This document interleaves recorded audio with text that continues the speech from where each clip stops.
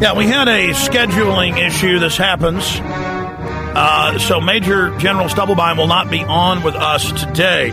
We just went live, by the way, at prisonplanet.tv. So we're rescheduling he and his accomplished wife, Dr. Laibow, to Wednesday for a full hour with us because so much is happening with Codex Alimentarius. But I also wanted to do half the interview about Codex Alimentarius, that they've been to Europe repeatedly to cover the takeover of the vitamins and minerals and nutrients by this international cartel, creating this monopoly to make you get a prescription for any basic vitamins. But I also wanted to talk about the population reduction agenda and get Major General's take on that because, both of these people together make an incredible interview. But we're honored right now. I'm just going to have her on for one segment because we're going to have them both on with us on Wednesday in the fourth hour. Dr. Rima Laibow, MD, just an amazing lady. And Rima Laibow, MD, is the medical director of the Natural Solutions Foundation. She's a graduate of Albert Einstein College of Medicine. 1970, believes passionately in the right of every American to choose a personal health path that is free of government and corporate interference. And then if I went through the rest of her bio, 35 years standing up to corruption and tyranny, that would take the rest of the time we have here today. But again, coming up Wednesday, we will have her and Major General Stubblebine, her husband, on with us for a full hour. Okay, just giving us a teaser of what's currently happening. You got back in the last month, but you've been all over the world as of late from Europe, literally battling against Codex Alimentarius. For those that don't know what it is, describe what it is and then break down what we're facing and why it's so important. You bet. Codex Alimentarius is not an intestinal parasite, although it sounds like it is.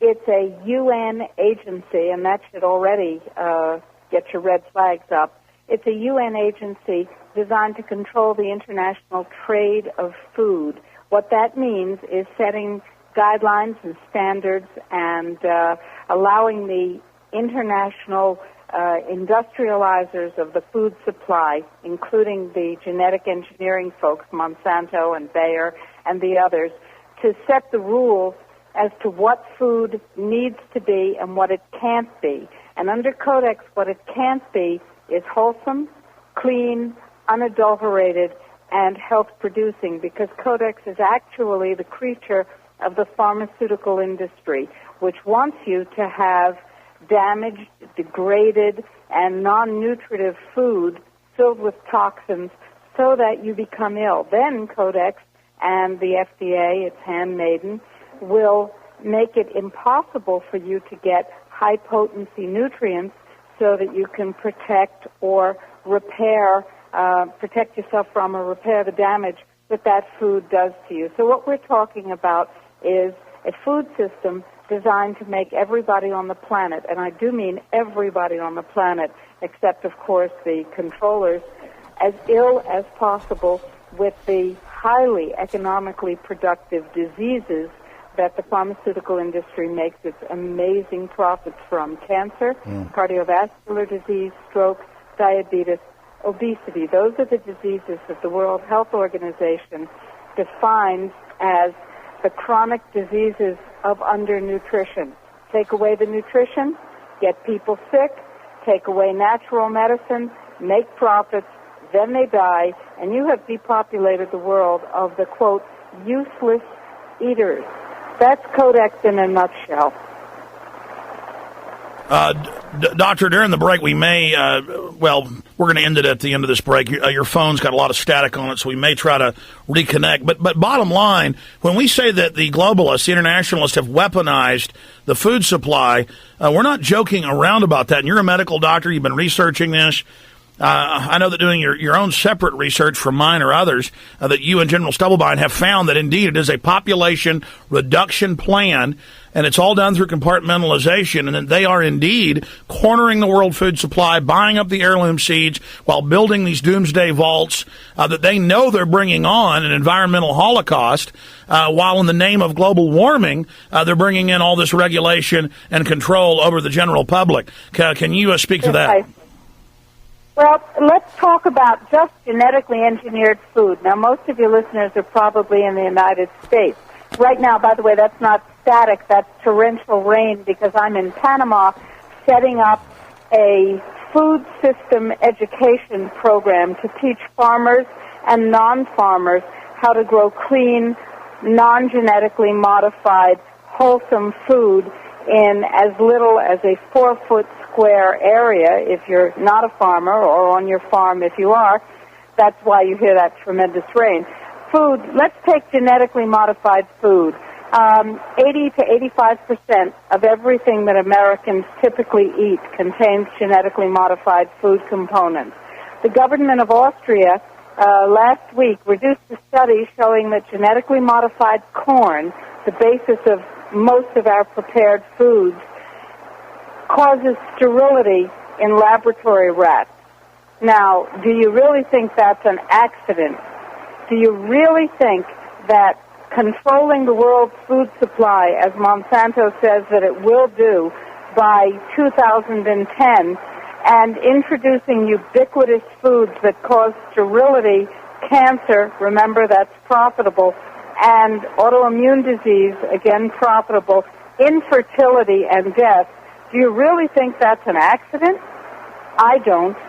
Do you really think the fact that the United States FDA refuses to allow scientific studies and automatically approves any any patented genetically modified food to enter the food chain is an accident? Do you really think it's an accident that out of over 200 different types of plastics, 55, 60 years ago, they chose the only plastic that leaches estrogen-mimicking hormones that also is linked to sterility and lowered sperm counts, and everywhere in the world where it's used, not only are the mammals becoming sterile, but where that water, excreted through sewer systems, is getting into the water, most of the frogs and alligators are being born hermaphrodites. So again, everything they do targeting reproduction because they're eugenicists.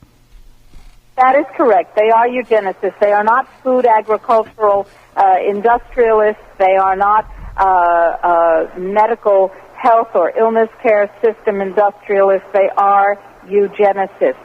5 years ago, that would get you branded as a lunatic. Today, more and more people are realizing that they are being targeted for eugenics, slow eugenics or fast eugenics.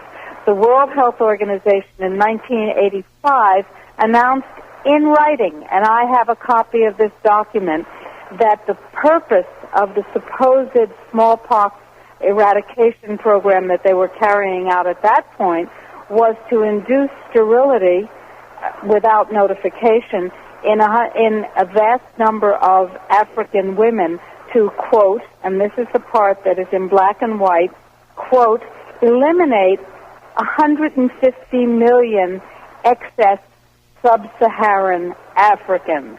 Well, I don't believe any of us is excess, and you must remember the World Health Organization, which is one of the organizations that runs Codex for the United Nations, has just been convicted in the Philippines High Court, that's their Supreme Court, of involuntarily sterilizing 3 million or more Filipino women through the use of a supposed tetanus vaccine, which actually induces sterility.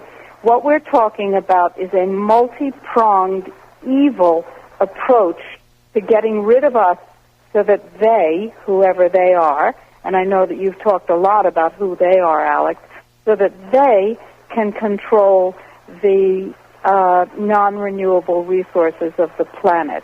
And I have this, in fact, from the very mouth of a patient whom I treated, because as a physician I've treated some interesting people. This woman is a head of state who told me that she'd been raised to believe that it was the way of the world to eliminate the useless eaters because they were consuming their non-renewable natural resources, their resources, meaning the resources of the master class. And I said to her, did it ever occur to you that perhaps those non-renewable resources actually belong to the people who live on the land above them. And she looked at me and said, well, no, it never did. That's what we're dealing with, Alex. Well, General Stubblebine and I would love to talk to you at length about how this all fits together with the coming famine of 2009, the need to grow your own food in your apartment, on your backyard, or in community gardens, to purchase clean, wholesome organic food, and to push back against the genocidalists before it's too late. Well, Dr. Laibow, we're about to break. You've got your book there. You're set Wednesday, coming up in about 48 hours to be on with us for an hour. Do you have your book? Is there a better time this week where perhaps I could have you guys on for an hour and a half so we could really flesh all this out?